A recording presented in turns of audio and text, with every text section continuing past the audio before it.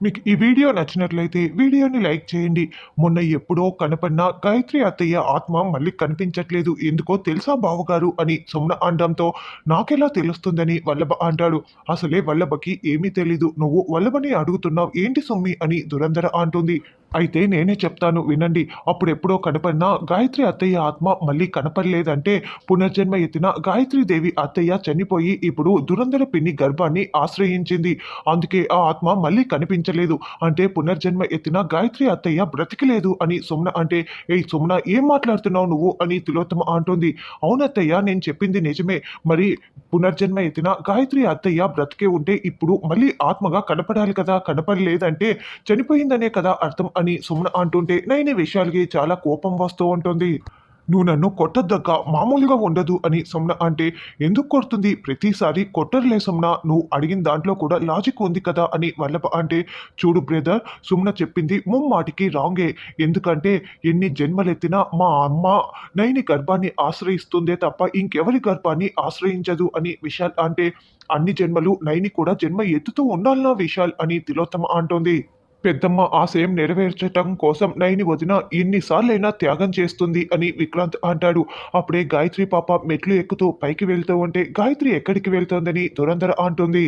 గాయత్రి అత్తయ్య నీ గర్భాన్ని ఆశ్రయించిందని నేను చెప్పగానే ఆ పిల్లకి అర్థమైంది అనుకుంటా అని సొమ్న అంటే, ఏమని అని వల్లభ అంటాడు. నా పేరున ఉన్న ఆస్తి కూడా పిన్నే తీసుకోవచ్చు. ఈసారి మోసం చేయకుండానే పిన్నికి అదృష్టం కలిసి వచ్చినట్లు అని సొమ్న అంటుంది. వీళ్ళిలా మాట్లాడుతుంటే నాకే రక్తం ఉడికిపోతోంది వదిన, మీరెందుకు సైలెంట్గా ఉన్నారని విక్రాంత్ అంటే, బాబుగారు ఆలోచనలో పడిపోతే నేను చూస్తున్నాను విక్రాంత్ బాబు అని నైని అంటుంది. ఏం ఆలోచిస్తున్నావు నాన్న అని తిలోత్తమ అంటే, నన్ను కన్న తల్లి గాయత్రీ దేవమ్మ వస్తుందమ్మా అని విశాల్ అనగానే ఎప్పుడు అని సొమ్న అంటోంది. దురంధర అత్తయ్య డెలివరీ అయినప్పుడు అని వల్లభ అనగానే ఏయ్ షటప్ అని విశాల్ గట్టిగా అరుస్తూ ఉంటాడు.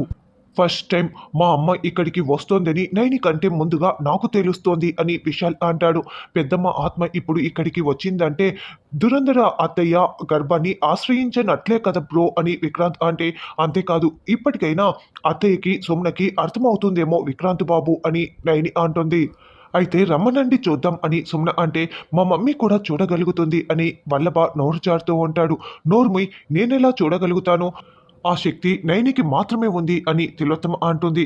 మరైతే పెద్దమ్మ ఆత్మ వస్తుందా అని వల్లభ అంటే, వస్తుంది అని విశాల్ చాలా కాన్ఫిడెంట్గా అంటాడు. వెంటనే ఉన్నట్లుండి గాలి వస్తూ ఉంటుంది. నైనిని విడిచి మా అమ్మ పైకి వెళ్ళినప్పుడే అనుకున్నాను ఆత్మగా ఇక్కడికి వస్తుందని, ఇప్పుడు ఖచ్చితంగా వస్తున్నట్లు ఉంది అని విశాల్ మనసులో అనుకుంటూ ఉంటాడు. మమ్మీ వాతావరణం మారిపోయింది, గాలి వస్తుంది, పెద్దమ్మ ఫోటో కూడా గాలికి ఊగిసలాడుతూ ఉంది.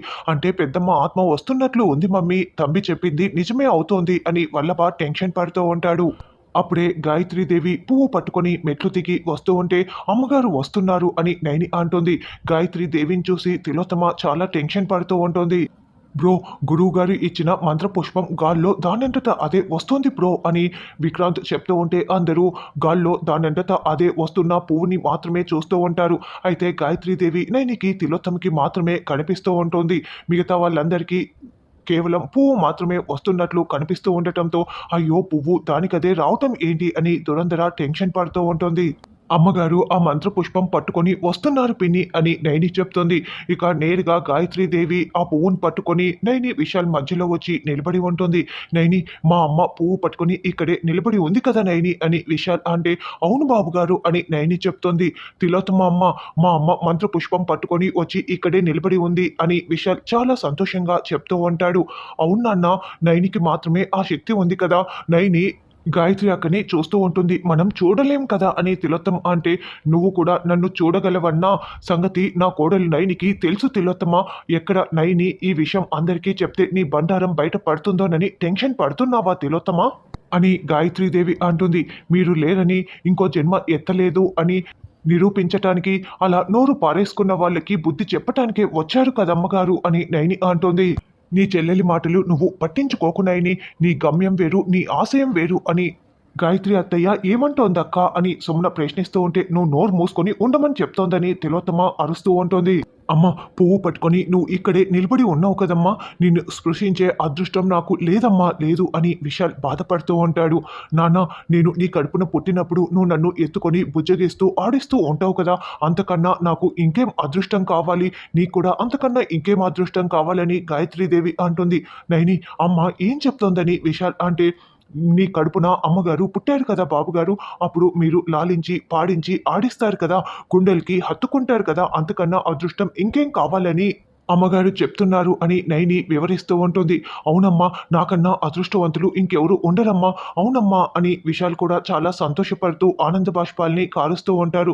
నాన్న, ఈ పువ్వుని నేను నీకు ఇస్తాను, నా కోడలు నైనికి నీ చేతులతో నువ్వే ఇవ్వు నాన్న అని గాయత్రీదేవి చెప్తోంది. బాబుగారు, ఆ పువ్వుని అమ్మగారు మీ చేతిలో పెడతారంట, ఆ పువ్వుని మీరు నా చేతుల్లో పెట్టాలంట అని నైని అనడంతో, అలాగే అమ్మా, ఇవ్వమ్మా అని విశాల్ చేతులు చాచుతాడు. అప్పుడు గాయత్రీదేవి ఆ పువ్వుని విశాల్ చేతుల్లో పడేలా చేస్తుంది. అసలు ఏం జరుగుతోంది మమ్మీ ఇక్కడ అని వల్లభ అంటాడు. తల్లి కొడుకుల ప్రేమ ఎలా ఉంటుందో మీకు అర్థమయ్యేలా చెప్తున్నారు అని విక్రాంత్ అంటాడు. అలా విశాల్ ఆ పువ్వుని నైని చేతుల్లో పెడతాడు. నైని, ఆ మంత్ర పుష్పాన్ని ఎక్కడ పడితే అక్కడ పెట్టకు, నీ కొంగులోనే పెట్టుకో అని అనడంతో అప్పుడు నైని ఆ మంత్ర పుష్పాన్ని కొంగుకి ముడి వేసుకుంటుంది. తిలోత్తమ, నువ్వు నన్ను పట్టుకునే ప్రయత్నం ముమ్మరం చేశావని నాకు తెలుసు, కానీ నేను వాటినన్నింటినీ తిప్పికొట్టి నీ ఆయుష్ని సమాప్తం చేయబోతున్నాను అని గాయత్రీదేవి చెప్పగానే తిలోత్తమ షాకింగ్గా టెన్షన్ పడుతూ ఉంటుంది. ఇప్పటికిప్పుడు నిన్ను చంపేయాలన్నంత కసిగా ఉంది, కానీ నా కొడుకు ఆనందంగా ఉన్న ఈ పూట నిన్ను వదిలేస్తున్నాను అని చెప్పి గాయత్రీదేవి వెళ్ళిపోతూ ఉంటుంది.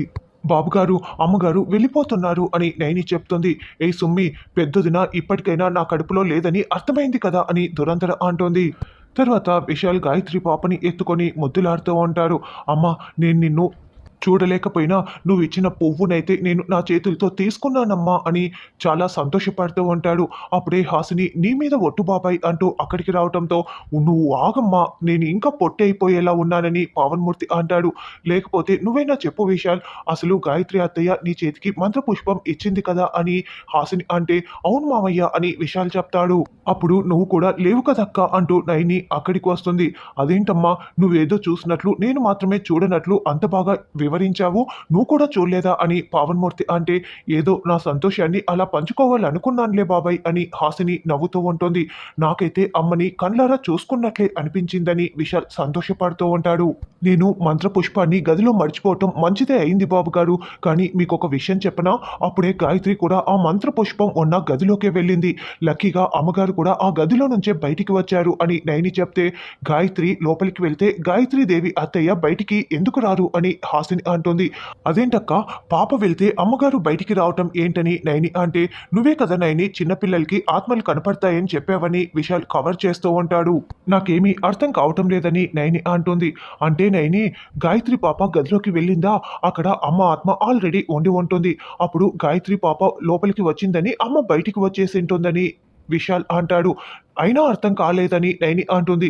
నేను చెప్తానమ్మా, ఇప్పుడు గాయత్రి పాప లోపలికి వెళ్ళింది, అక్కడ పువ్వు ఉంటే ఆ పువ్వుని అక్కయ్య చేతికి ఇచ్చి ఉంటుంది, అక్కయ్య తీసుకువచ్చి ఉంటుందని పాము అంటే, ఏమో నాకేం అర్థం కావటం లేదు, రా గాయత్రి వెళ్దామని నైని లోపలికి వెళ్తుంది. తర్వాత విక్రాంత్ బెడ్పై హాయిగా పడుకొని ఉంటే, పట్టపగలే కలలు కంటున్నారా అంటూ సుమన అక్కడికి వస్తుంది. చాలా రోజుల తర్వాత నాకు చాలా సంతోషంగా ఉంది అని విక్రాంత్ అంటే, ఏం కలగన్నారో పట్టపగలు అది చెప్పండి అని సుమన అంటుంది. రా సుమన, ఇలా వచ్చి కూర్చో అని విక్రాంత్ సుమన చెయ్యి పట్టుకొని పక్కనే కూర్చోపెట్టుకొని, చాలా రోజుల తర్వాత విశాల్ బ్రో ముఖంలో నేను చాలా సంతోషాన్ని చూశాను, ఎప్పుడు ఆ బిజినెస్ పని అది ఇది అంటూ ఎంత బిజీగా ఉంటాడు, ఈరోజు బ్రో ముఖం ఎంత సంతోషంగా ఉందో తెలుసా అని విక్రాంత్ కూడా సంతోషపడుతూ ఉంటాడు.